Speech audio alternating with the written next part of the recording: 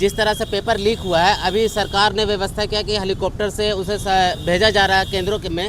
लेकिन एक बड़ा सवाल आपके न्यूज भी चलाए हैं उस तरह का, जिस तरह से अबू धाबी में एक छात्र को उसका एडमिट कार्ड आया, लेकिन ये लापरवाही देखने को मिले। इस तरह से जो गार्जियन में प्रेशर रहता है कि हमारा बच्चा जिस तरह पहले एग्जाम दिया था, जिस तरह अच्छा रैंक लाया था, उस वक्त अभी क्या होगा कोई नहीं बोल सकता। री-नीट की परीक्षा अब संपन्न होने वाली है, थोड़ी देर में बच्चे बाहर निकलेंगे, लेकिन इससे पहले हम आपको धनबाद के SSLNT महिला महाविद्यालय का जो केंद्र है उसके बाहर का नज़ारा दिखा रहे हैं। देखिए किस तरह से पेरेंट्स जो हैं वो बच्चों का इंतजार कर रहे हैं, और सुबह के 11 बजे से ही बच्चों का आना शुरू हो गया था, बल्कि और भी पहले। और सुरक्षा के किस तरह से इंतजाम थे वो भी आप देख लीजिए, और पूरी तरह से। और ये देखिए सामने तमाम जो अभिभावक हैं वो अपने अपने बच्चों का इंतज़ार कर रहे हैं।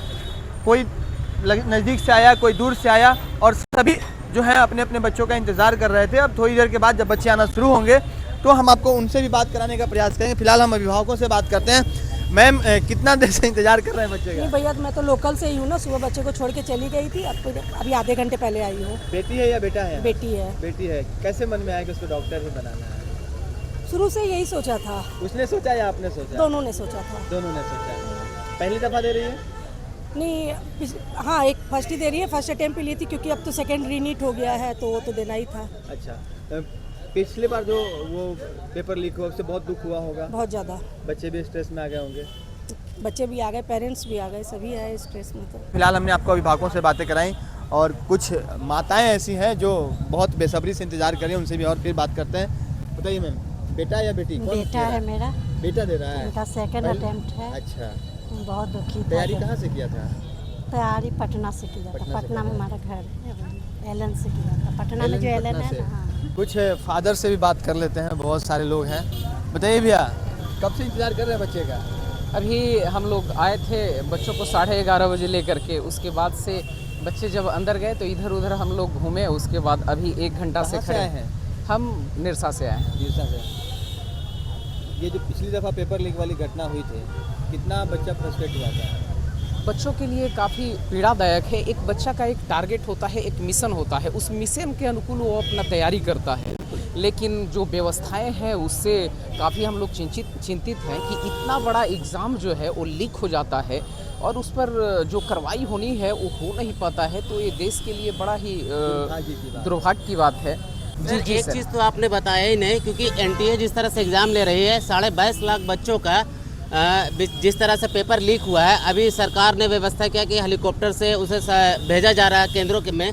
लेकिन एक बड़ा सवाल आपके न्यूज भी चलाए हैं उस तरह का, जिस तरह से अबू धाबी में एक छात्र को उसका एडमिट कार्ड आया, लेकिन ये लापरवाही देखने को मिले। इस तरह से जो गार्जियन में प्रेशर रहता है कि हमारा बच्चा जिस तरह पहले एग्जाम दिया था, जिस तरह अच्छा रैंक लाया था, उस वक्त अभी क्या होगा कोई नहीं बोल सकता। बिल्कुल इजली क्वेश्चन था, कटअप भी ठीक था, लेकिन अभी का जो गार्जियन भी परेशान है, और जो छात्र है उस तरह मनोबल टूट गया। और कितने 17 से ज़्यादा छात्र ने, अभी आपने देखा होगा कि भोपाल में जिस तरह से एक लड़की ने 19 तारीख को लगाकर आत्महत्या की, कभी प्रधानमंत्री ने प्रेस कॉन्फ्रेंस में आके बोला, और शिक्षा मंत्री जिस तरह से डिमोटिवेट होते हैं। जी बिल्कुल सर, रांची का एक आपने मामला सुना होगा कि JVM श्यामली का एक बच्चा था जो कि उसका AI से कॉपी चेक हुआ था, और दूसरे नाम से बच्चों का उसका रिजल्ट चला गया था। उस बच्चे ने अपना ट्वीट किया, और जो चेयरमैन थे CBSE बोर्ड के, उस चेयरमैन को हटाया। मैं उस बच्चे को, जज्बे को सलाम करता हूँ, जो अच्छा मंत्री लोग नहीं हटा पाया। CBSE हो या आपका नीट का या फिर अन्य परीक्षाएं, जी बिल्कुल, जब तक उसमें जवाबदेही तय नहीं होगी ये परेशानी बनी रहेगी। बिल्कुल बिल्कुल, जवाबदेही तय होनी चाहिए। जी बिल्कुल सर। मैंने कई अभिभावकों से बातें की, और सबों की बात और सबों की जो निचोड़ आई है बातों की, वो यह है कि व्यवस्था जो है उसमें छेद नहीं होनी चाहिए।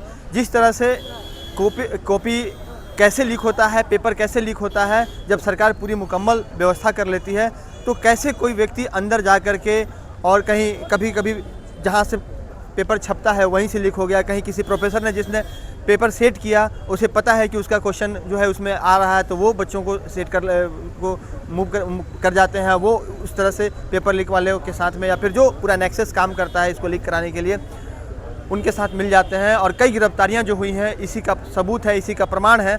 आने वाले वक्त में बच्चों की जो परीक्षाएं हैं, खास करके नीट, ऐसे बच्चे जो डॉक्टर बनने का सपना देख रहे हैं भविष्य में, उनके साथ कोई स्कैम ना हो, उनके साथ पेपर लीक वाली वारदात ना हो, इसका तो कहीं ना कहीं सरकार को गारंटी देनी ही पड़ेगी। सहयोगी आर्यन के साथ राजकुमार जायसवाल, 11 स्कोप, धनबाद।